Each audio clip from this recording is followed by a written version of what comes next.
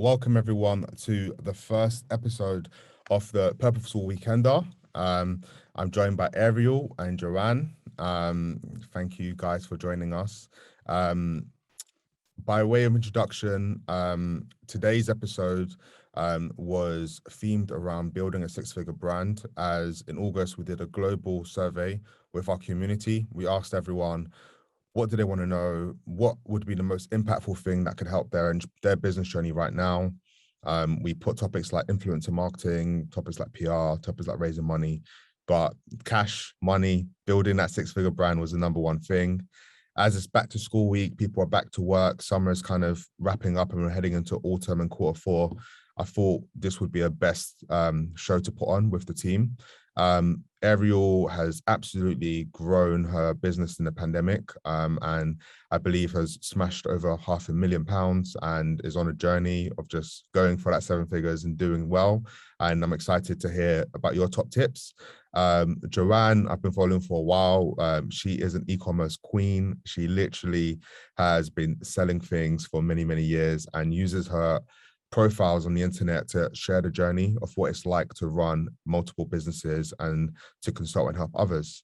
Thank you both ladies for joining us. Do you guys want to open the calling and maybe tell the audience about your days currently before I move on to the next segment? Should we start with Ariel? Sure. So you said you want to know about our days? Yeah, your days before I start my presentation. Yeah. So typically you can find me planning like the strategic part of my business. I'm currently building out a team. And so beforehand, it was just me, myself, and I. And now I'm getting to be in that leadership position without being like wearing all these hats. So now I'm just figuring out how to focus on the vision, how to manage my team more effectively, and what type of direction I would like to go in order to get to 7 figures in a year's time. Amazing. Joanne? My days are still a huge mess because in the e-commerce world, one day you plan to do this and the next thing you have a problem to solve. But typically, I guess on a Monday, it's all about planning and strategizing the day, going to the warehouse, sorting out problems, orders, and then the rest of the week is kind of planning how we can grow in engagement, grow in traction, reduce bounce rates, and how we can extend the customer journey more and more and more across the world. That's more branding. And then on the other side, on weekends, I do the mentoring and helping people build their own e-commerce. So that's my 7-day week. I was me, myself, and I until just before the pandemic. It was a nightmare. So I get where you are. Then fell into the leadership and started to delegate for the first time in this kind of world, which is very fast paced. And now we're still building the team, a small team, but we're getting there. But yeah, that's it. It's just all over the place all the time. Love it. Well, if both of you ladies will take the cameras off, I'll start the presentation and bring you both up immediately after. All right then. Let me share my presentation with you guys. Let's go.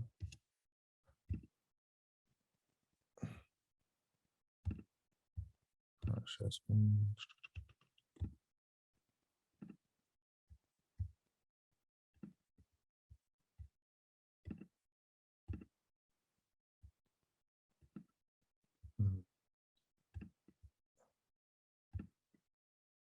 Right.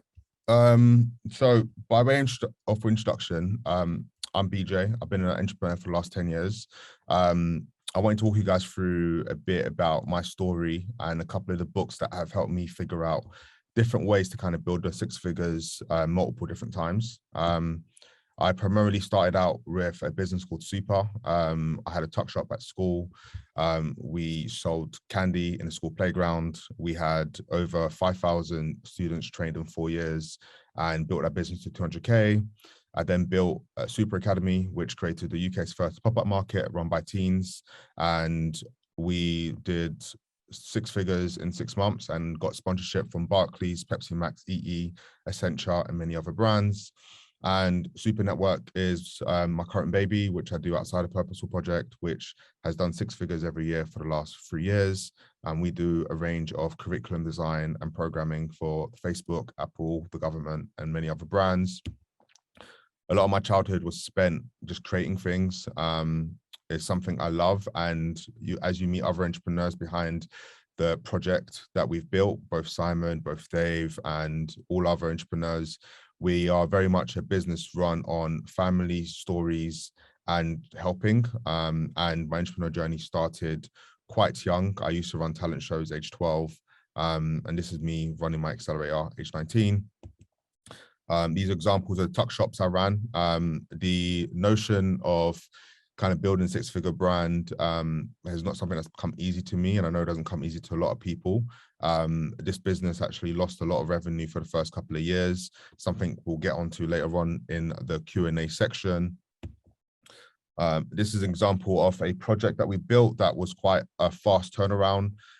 For this project, we needed to build decks, we needed to cold outreach to brands that we didn't know, and we ended up doing adverts on buses and tubes across London and attracting over 500 young people that got trained in retail, and then 5,000 consumers who came in. I share all of this information just to give context at the scale of what you could do. At this stage, I was 19 years old when I did a supermarket. And then when I met the Queen and I went to Downing Street, I was 21. But I started all of this with no contacts, no family in the business, and just kind of going at it, meeting people and trying to figure out what it takes to kind of build interesting business. I suppose in hindsight, a couple of the books that kind of have impacted my methodology and my thinking around how to get to 6 figures when building a business have been the book called emif. Emif is a really great book that I recommend everyone read or consume in audio format, just to understand how to build business models and to take yourself away from being the solo entrepreneur to being someone who can build systems that the business can actually run when you're not there. This is a common thing I see all the time when talking to entrepreneurs I mentor. We oftentimes start off as a baker or start off as a carpenter or start off as a designer. We take on 1 or 2 projects, 3 or 4 projects, and then we found ourselves burnt out because we're doing everything. And emif is a really good book to kind of enable you to expand your thinking about ways to kind of bring a bit of a franchise mindset into your business, where if you weren't there for a day or 2 days or 3 weeks, the business could still operate and make money without you. The book, The One Thing, for me has been a really awesome book in enabling my mindset and understanding that these big goals that you set up as an entrepreneur can actually be brought down into things that you can kind of target today, this week, this month, and then break it into the year. There's also another great book on OKRs, but this would be a really top book I'd recommend. I had a bit of a think about the things that I think would be most efficient for the topic of building a 6-figure brand. And there are 2 case studies which I wanted to take a dive into quickly with everyone.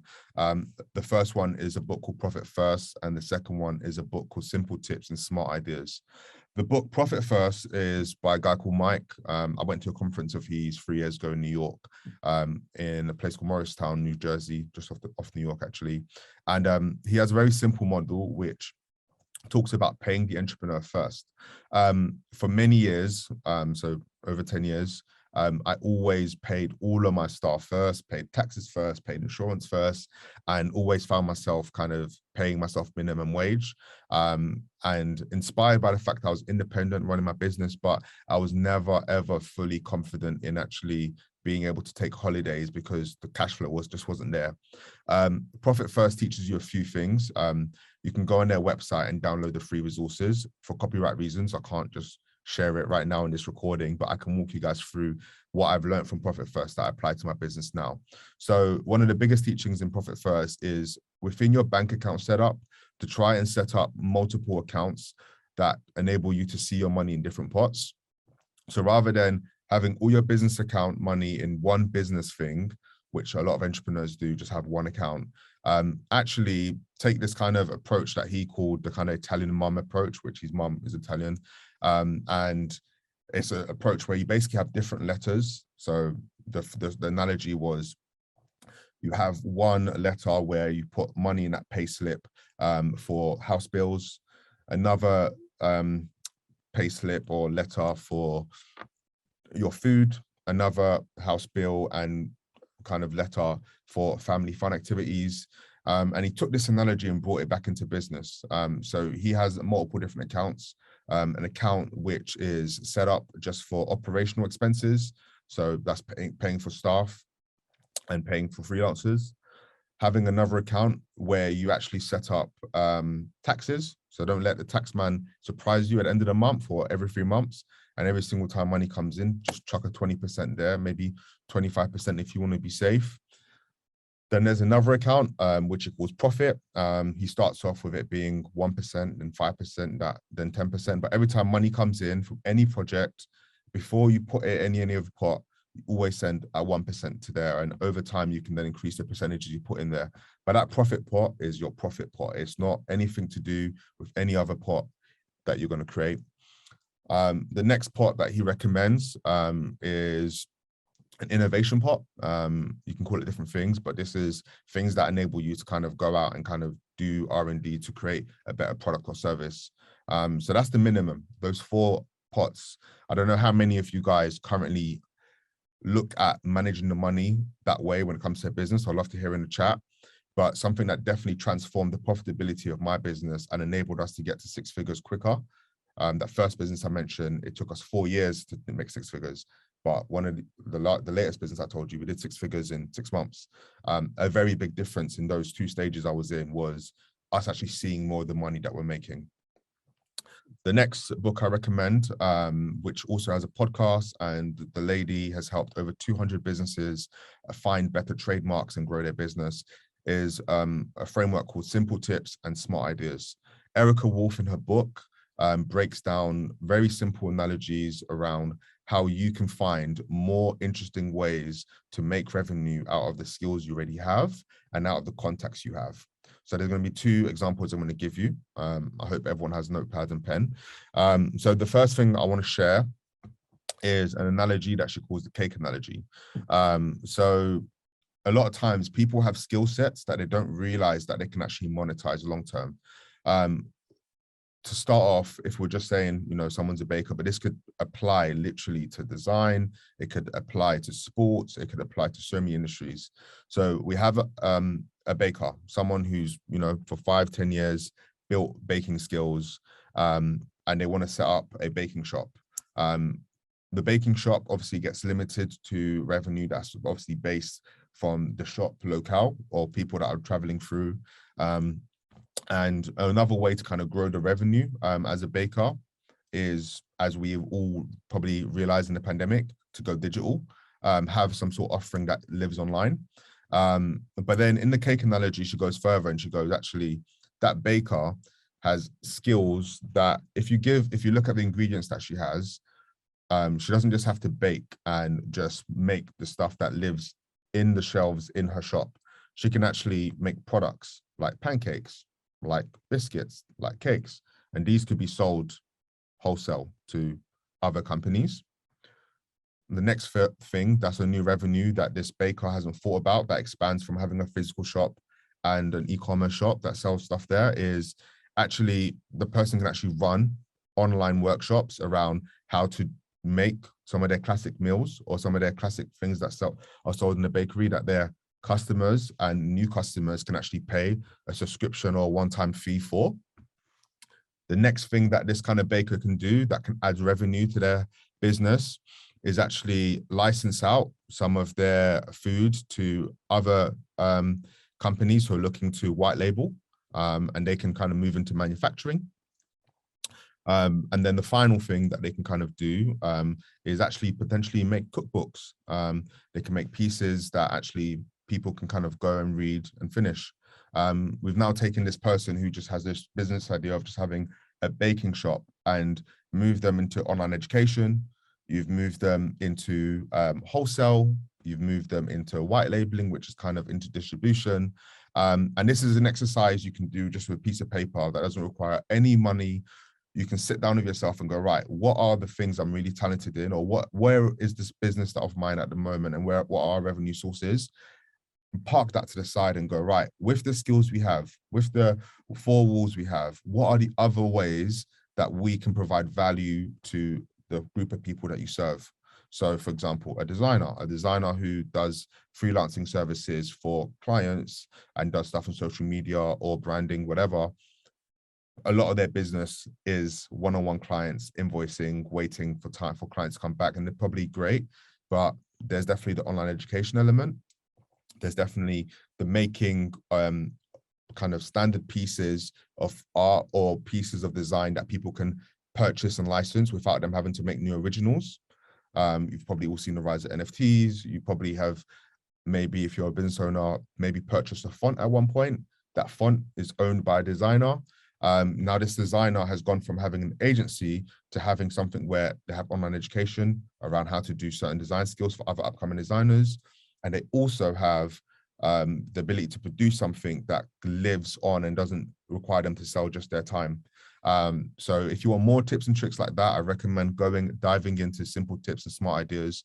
On the Purposeful Project website after this, we will be including some of our favorite podcast episodes that Erica's recorded on there. But yeah, those are some top tips for me right now in terms of building a six-figure business. First things first, just to recap, looking at the way your money is split and not just having one account for everything. The next thing is looking at within the skill sets that you currently have, doing an exercise with yourself and actually figuring out what can you do to actually create more revenue for yourself. And then the third thing is not being afraid to kind of click pause if something's not working, because there's so many things you can go out and do as an entrepreneur. And one of the things that stops most businesses from actually thriving is the fact that they're too married to the idea that they set out. 9 out of 10 businesses fail in the first year here in the UK. And it's further bigger across the world. There's no pride or honor in sticking to something that doesn't work, and trying to utilize the power of data to enable you to understand what to do next is a very much a thing I recommend and many other people recommend. Without further ado, I'm going to add back in some of our co-hosts to kind of give their 2 pence on how they made 6 figures and what they wish they knew in hindsight. So I'm going to bring up Ariel first. Joanne first. Joanne, if you want to join us. I have 2 questions for you. Hey, Joanne. Hey, I'm back. You're back. So question 1 and question 2, obviously, I don't know if you've got any slides, but just feel free to talk to us. You've got 5 minutes, but how did you build your 6-figure business and what would you have done differently? Oh, okay. How did we build the 6-figure? Well, I didn't even say, we are at 7 figures and it's taken 4 years. To be honest with you, I think one of the main things that we did was... I can't hear you actually, Joanne. Can everyone hear Joanne in the chat? Could we get little comments? I hear her. Can you hear me? Yeah. Yeah, they can hear you. That's perfect. Go through. Yeah, so I think one of the things that was at our advantage was that we started when diversity wasn't a thing. So we were the first people to do something really diverse. E-commerce was still, there wasn't too much competition in the online world. It was still quite offline.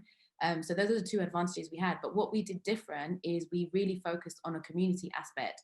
And I really, really think that is one of the most important things when you're building a brand now, if you're going to build a brand in e-commerce anyway, is focusing on your community and catering to and always putting the customer first. So we did it the opposite way around. Before launching, we built a community, and we invited them to talk to us and help us build the product. So the product development came from our actual community members and people that loved the idea. So once we did launch a year later after product development and building the brand and building the hype, we sold out of 1,000 units in 2 weeks, but only because we did it for a whole year. So when I do mentoring and I'm helping people, I'm like, figure out what you're going to sell and who you're going to sell to and build that relationship. Once you have that relationship and you have that trust, you can compete with anything. You don't need to compete with a product. You don't need to innovate with a crazy product because you have that relationship and that connection and that trust.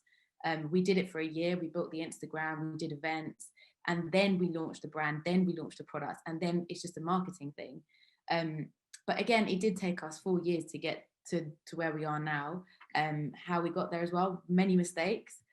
I was stuck with the whole concept of what I wanted, like you said, And one of the most important things I've learned from someone else in my industry, in the e-commerce industry here in the UK, was they said to me, Jo, you can't be stuck. You have to be fluid like water. If the times change, you got to change. And I wasn't changing. And I was like, no, but this is what it stands for. This is what it is. No, sometimes you have to detach yourself emotionally and listen to the people around you and just go with the time. So we innovated a little bit. We rebranded just before, I think just after COVID, October 2020, just a revamp of everything, moved into more, we started off with underwear, did shapewear, and we were known for that. Like, we're known for skin matching, we're known for underwear, shapewear, way before Kim Kardashian, I will just say that there. But after that, we were like, okay, we have a brand. Everyone's like, you have a brand, just do everything and anything. I was like, oh, I don't know, I don't want to be fast fashion. So then we did sustainability, we did ethical products, and we just started doing everything that everyone else was doing, loungewear, tracksuits, but with a bit of a twist, and it went really well. And to be fair, we managed to increase our margins. So we were on like 50 to 60% margins. Now we're on 90, 120% margins at times, depending on the products. But again, it's all about being fluid like water. And that came after a big lesson of thinking I could make what I wanted and not the customer. I got too complacent. My team got too complacent, and we were like, right, we're going to keep doing what we want. And we stopped that relationship for just one time. It went completely wrong. Lost out on loads of money. It went really, really bad. And then we had to come back from that. And when we came back stronger because we detached ourselves from the emotions that we had built. But yeah, 4 years later, here we are, major lessons. And I would say the biggest thing that I've learned is just being fluid. If the times change, if you were on Instagram and, for example, TikTok's now popping, you need to be on TikTok, because the other brands that are younger, that are newer, that are with the younger generations, they will beat you just because they understand social media and how it's used. For example, TikTok now has TikTok Shop. It has TikTok ads. TikTok ads are cheaper than Facebook ads. So really, if you don't have a massive budget, you could be putting money into TikTok ads over Facebook ads. You asked me something else. What would I do different? You just. I was going, wasn't I? Yeah. You've said TikTok ads. That's a gem. That's a gem for real. TikTok ads is a gem, and they have, like, if you contact them and you have like something really quirky about your brand, you can contact them and they'll pick and choose brands over other brands to work with. They have like a creator kind of platform where they'll find creators on your behalf, invite them solely to TikTok, and only these creators will work with you on a commission basis, like an affiliate program, but it's big TikTokers, like, 2 million followers, 10 million followers. But because TikTok contact them, it gives you that kind of leverage as a brand. It's actually really underestimated, to be honest. But I didn't jump on it quick enough because I thought, no, we have everything else. Lesson learned. You have to keep moving. You have to keep learning. Things move too quickly, and all these books you recommended and everything else that you can find online, any other course that you can do it, because if you can find it on YouTube, do it. It's free. If you can find a mentor, I wish I had a mentor. But at the time I started, I couldn't find anyone. But a mentor just helps you. When we mentor people, we've done mistakes, right? So you guide them to not make the same mistakes. You're always going to make mistakes anyway, and you're always going to learn, but it helps you cut a few more corners, just a little bit more, speeds up your kind of acceleration into success, and gets you where you want to get to a little bit quicker than if you were going to be going on your own. So I do wish I had a mentor, but in saying that, I wouldn't know everything I know now. So what could I have done different? Maybe not lose so much money. Don't we all wish that? Well, that's a great segue and great time for us to bring Ariel. Thank you, Joanne. I will see you for the next bit. No problem. All right, then. Hey. Yes. You want me to just jump in? Yeah, just jump in. Hit us to the fire. How did you build your six-figure business, and what would you have done differently? Yeah, so it was never my intention to build a six-figure business. It literally kind of just happened. But I will give some background. I had 2 failed businesses before this third one took off.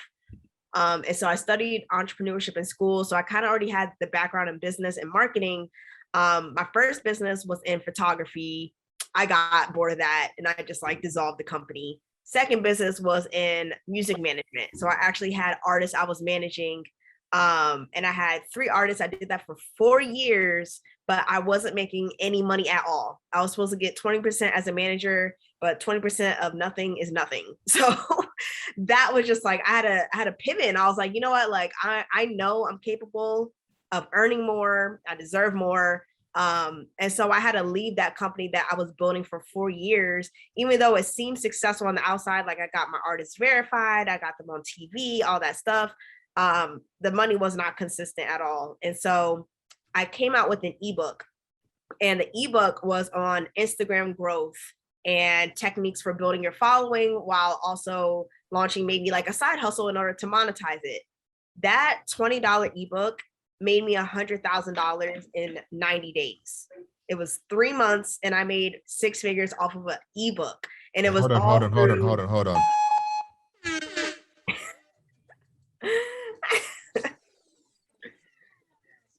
Yes. And so I never had the intention, like, I'm gonna make 6 figures. Like that really wasn't it.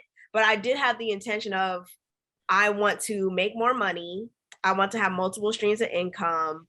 And I'm going to actually apply all the effort I've been putting into other people into myself. And so that's what happened. And then not only was the techniques, like I was using my own techniques, and I was like, hey guys, like I started this page at 0. I gained 100,000 followers in 4 months, 5 months. And so people saw the techniques working before their eyes. And I think that helped with the selling process of the ebook. Not only was I my own testimonial, but then people started seeing results for their page and their businesses. And 6 figures was made. I love that. What would you have done differently? Maybe had more like back end and systems, because the money came fast, but I didn't have systems for creating like lifelong customers. I only had one product at the time. And so I was capturing new people, but I wasn't really marketing to like the people that were loyal to me. And I definitely didn't know how taxes was going to be sorted out. I just saw the money coming in. I was like, hey, like, and so I had to learn about taxes. That definitely hit me hard. And so really just having systems in place in order to manage the money properly, manage my customers properly would have been helpful. What kind of systems have you put in place? Well, now I have a bunch. Organizational ones. So I use ClickUp for project management. I use Slack to communicate with my team now. Content scheduling with Facebook Creator Studio. ConvertKit for email marketing. Shoot. That's all I can think of right now. But like I got a lot of systems in place that are working for me now. Love that. Love that. Well, thank you, Ariel. I will now bring on Sach. Okay. Sach, are you here? I'm here. Hold on. Oh, there we go. Unable to start the video. I just asked you. Let's go. There we go. Top man. How you doing? Very well. How are you? Good, man. We're half an hour through. I suppose for context, those that don't know you, it would be great to get a drop on what you spend your time doing now, day to day as CEO, NED, chair, investor, and then move into the 2 questions. How did you build your 6-figure business, which actually is way more than that, and what would you have done differently? Sure.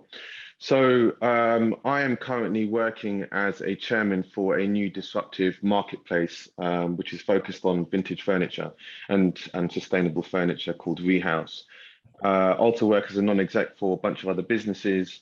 And actually, more importantly, I'm launching a new jewelry line in the luxury space in about 3 weeks. So that's taken about 11 months worth of sort of groundwork, and looking forward to getting that launched. It's a very different business to what exists right now, and it's not just about jewelry. It's actually more about investing into precious metals, and it gives you an opportunity to have liquidity with purchases that you make with me. To give some background and how I started and got into all of this. So I founded an online fashion company called Secret Sales, which I launched at the age of 22, 2007, having been out of uni for 6 months. And over 8 years, well, it was 10 years before I sold the company, but we got to 47 million in sales within 8 years. We had around 200 plus staff. We were located in Notting Hill. Wait, hold on, Sach, 2 seconds. We've got to celebrate that. We have to celebrate that. You started at 22. You got to that. Carry on. Yeah. I mean, listen, the story, we can talk for hours, but I went into this opportunity blind, right? I didn't know what I was doing. I had no real experience. I mean, I was a smart kid. I went to uni, but that was as far as it went, right? I had no experience in what I was getting myself into, and it was more about making an incredible amount of mistakes, but remaining nimble enough and humble enough to be able to learn from those mistakes. And we got the business to a point where it started scaling. We were, by 2015, the leading flash sales business in the UK. I ran it with my brother, and we were very quickly sort of sought after by various sort of investors, having raised, as I said before, around 18 million in institutional cash, which allowed us to scale quite fast. I think 2015, we were the 68th fastest growing company in the UK. And I mean, look, everything was great, right? Won loads of awards, advertised on TV, everything was super dope. Fact is, the only reason why we were successful really is because of the people that worked in the company, right? Our staff in London in particular and Notting Hill were just unbelievable, right? Like, there's this saying around culture over strategy. I mean, I can't tell you that how good, our environment of working was. And I don't mean that lightly. People came into the office and they were, we used to describe it as green blood, because they were so determined and loyal to me, my brother, the company, that they would do anything for us. And, I had people in the business that were with me for 10 years, almost, between, the closest people that were with me for like 6 to 10 years, of which that was maybe like 40 plus people, right? Like, this is a good chunk of people who were just extremely committed to everything that we were doing. And I've done a bunch of like leading podcasts. I mentor a few people. I talk about it now in every aspect. The only reason why we succeeded was because we had like this incredible group of people that were like-minded in the business and just all wanted to succeed. The other thing I think that was really important for us is that we created a business that was really true to its original vision, right? Like we laid out our objectives, we laid out our, what the company was going to try and achieve, which was to be the UK's leading sales destination. And we didn't deviate from that, right? We were launching flash sales. We were the first company to do that, and we just went for it. And it was just an amazing experience. But obviously, challenges along the way make you think you should start doing different things. But we were really focused on just executing against that. Question, Sach, what would you have done differently? I would have negotiated with my investors harder. I think that we took so much money, and we were we were spending. I mean, it was costing us. We were loss making for 9 years, right? Which means that to keep the business alive, we were burning around £250,000 a month, 250 grand. And that's just as a cash burn. But investors wanted growth. No one cared about profitability. They just wanted growth. So burning £250,000 makes me feel a bit sick when I think about it. But that's actually what was happening, right? And I think we had an amazing group of investors. Don't get me wrong, but I think what I would have done is negotiated harder, pushed harder to slow growth down and to focus more on profitability and break even earlier in our life cycle. I probably would have pushed much harder on social media. We didn't do that until quite late down the line. And we could have. We were in the game early.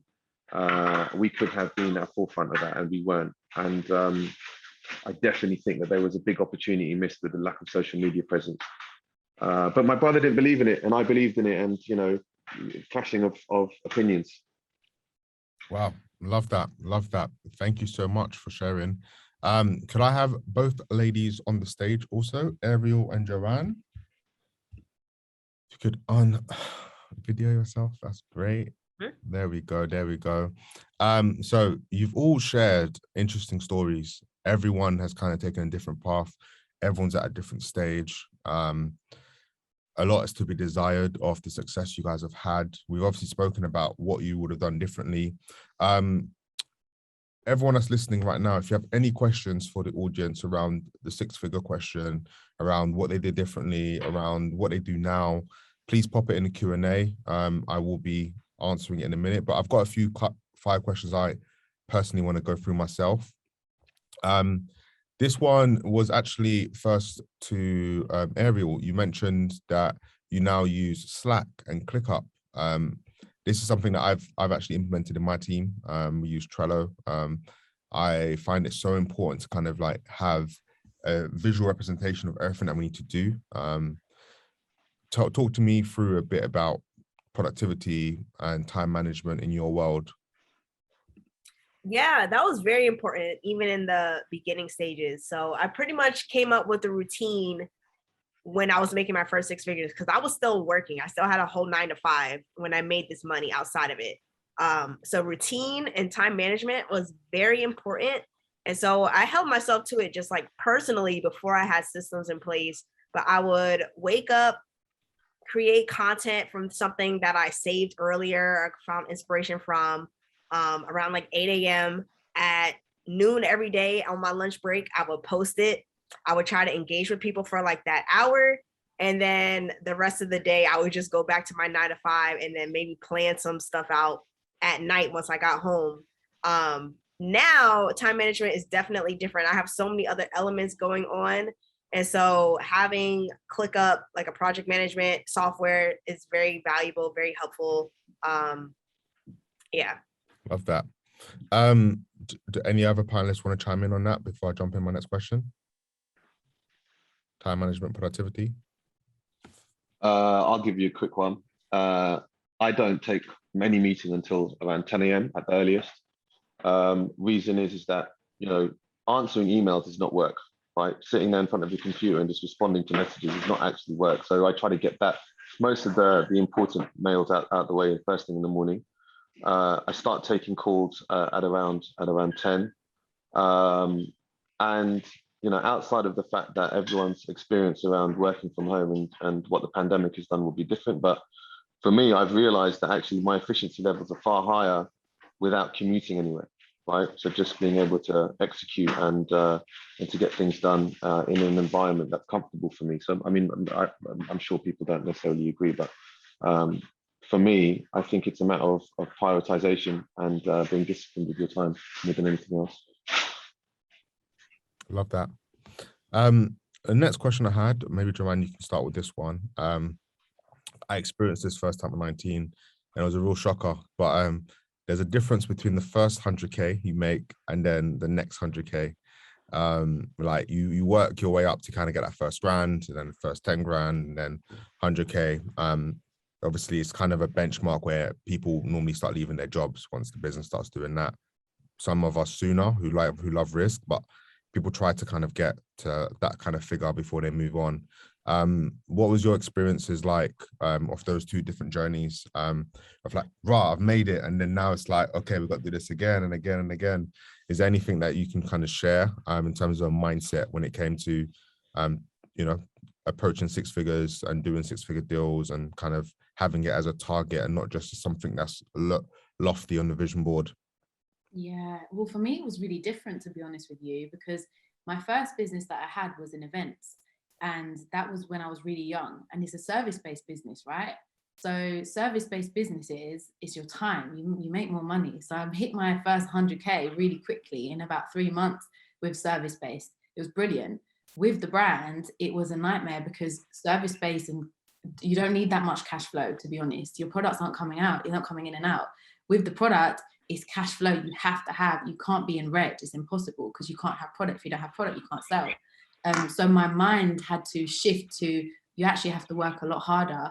The first 100K was, you know what, it went really well. The first 100K was really good. Then it went down, then it went back up. Consistency in branding, especially in the e-commerce world, is very difficult.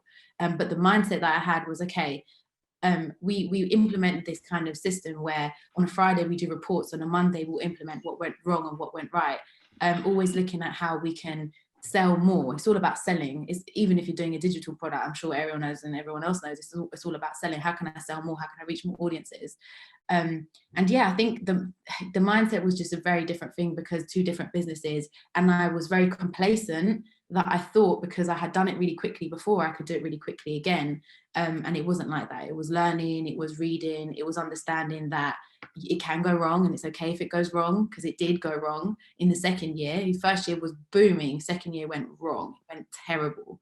Literally started from scratch all over again. And then third year built back up, fourth year, then COVID, then there's constant problems. And you're always, once you hit your milestone, like once you hit your 100K, 200K, 300K, it's the next one. Oh, how can I get 1 million? Then it's the next one, then the next one. And every time you have to change your mindset. Every time it's different, more problems and more delegation, just more stress, but you need to manage it and change your mindset each time. And I think the best thing also is just speaking to people that have reached that, and seeing how they've done it, and networking and speaking to them, just engaging with them, seeing what they've done, so you can incorporate those kind of mindsets to yourself as well. Absolutely, love that.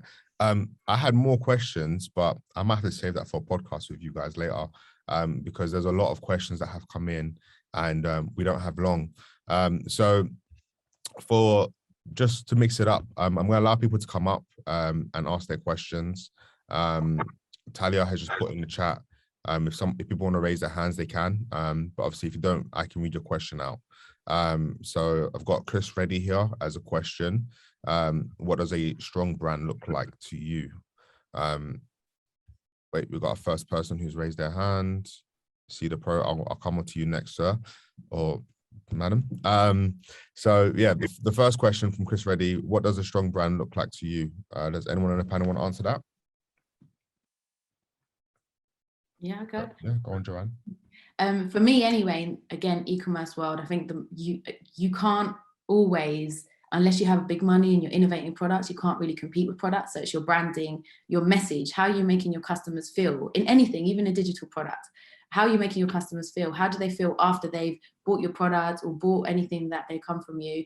And making them feel like they're learning something, if it's a digital product like mentoring and whatnot. And if it's a product that's clothes or skincare or whatever, how do you feel? Not in terms of the product itself, but the packaging, the branding, from when they go on your Instagram, your social media, to your website, to the emails they receive. Are you inviting them out? What else are you giving to them? It's a strong brand because they're buying into it, into their emotions. That's what we do. We tap into people's emotions. And that's what will give you that strong relationship. Once you have that strong relationship, you've got the trust. And once you've got the trust, they'll keep buying. And that's how you compete. That's my advice anyway. Love that. Unless anyone else wants to chime in, I'll move to the next question. Mute. Sach is on mute. So I was going to say that I've got a lot to say on that, but it's not, I mean, it's just echoing a lot of what Joanne said, which is a strong brand. To be a strong brand, you need to know your customer. That's fundamentally what this is about, right? And, you know, to launch a brand, to launch a business, whether you're in the sales, a service industry, you're selling a product, whether you're an e-com or whether you have a bricks and mortar store, it's kind of irrelevant, because what you're trying to do is you're trying to get someone to do something. And that requires understanding fundamentally who that customer is in terms of demo, geography, affluency, interests.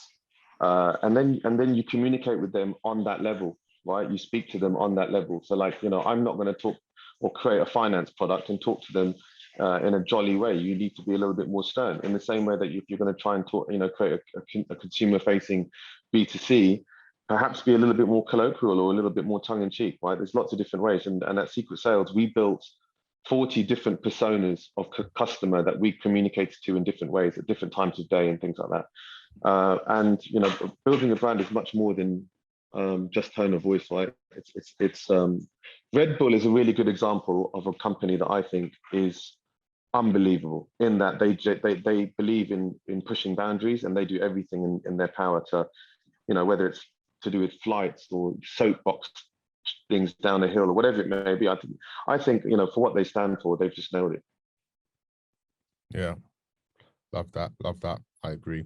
Let's jump to another question. CeeLo Pro, you had your hands up. I don't know if you want me to allow you to talk. I'm gonna attempt. Let's see if you want to jump on.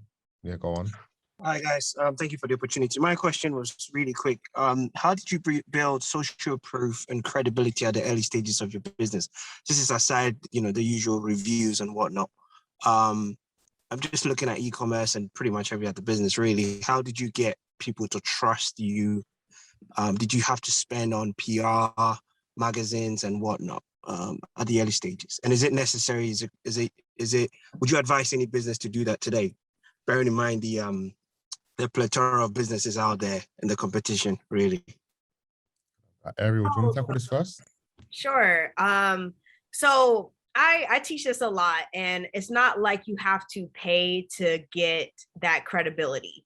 I was my own story. And I think if you're running a business, you already have that authority because you're already a product of it, hopefully, that you're a proponent of it, right? So when I came out with my ebook, personally, I was using my own strategies and people were seeing it, and I was my own testimonial. So if you could be your own story, also if you could provide value through let's say social media, then you're still building your trust. People are getting to know you, they're getting to like you, and then they're getting to trust you because you're almost educating them and saying, hey, I know what I'm talking about. And now your followers are like, hey, like I'm now trusting this guy, he's teaching me something, he's giving me free game. And people start to resonate with that, they start to relate to that. And then all of a sudden you're that go-to expert in your field because you're always giving out educational, informational posts and content. Love that. Love that.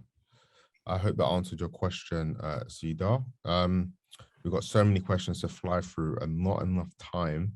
Right. So Sean has asked a question. How do you get consistent months, or are months currently very... Oh, actually, Shauna, do you want to come up and ask your question? Let me see if I can pull you up. There we go. I don't actually have the power to do it anymore.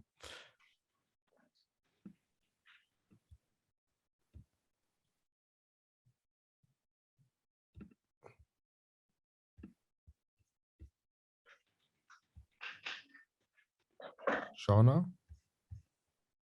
All right, guys, I'm just going to move to the next question. So we've got another question in from Sach. How do you cope with competitors and copycats? I think Sach, Joanne, I think everyone can answer this one. Sach, should we start with you this one? How do you cope with competitors? Listen, there's nothing wrong with competition and copycats. I mean, look, Secret Sales was I was inspired by a French business that was doing that model on the continent and not in the UK. And I took that model and I copycatted their operation and made it UK focused. There's nothing wrong with not needing to reinvent the wheel. And I'm a firm believer in just doing something better than what other people are doing. You know, I don't think I'm smart enough to come up with brand new concepts that are going to change the world. But can I execute some of them then perhaps to my right or left? Like chances are I probably can. And that's what I focus on. So no issue with copycats. What I will say is that you just need to be sure that you can execute better than them. And competition, you know, don't look at it in a bad way. It'll keep you on your toes, right? So like, it can be challenging, particularly when they're bigger and better. But when their bar raises, your bar will need to raise too, right? And you will need to improve to stay in the game. So I always looked at it quite positively, but I understand the frustrations that it can cause as well. Yeah, love that. I think everyone's probably got loads of stuff to say to that. We've got a question here from Tanya. I'll send this to you, Joanne. How do you gain acceptability by your community in your initial stages for a product when you don't have all the resources to do events, build the product with them?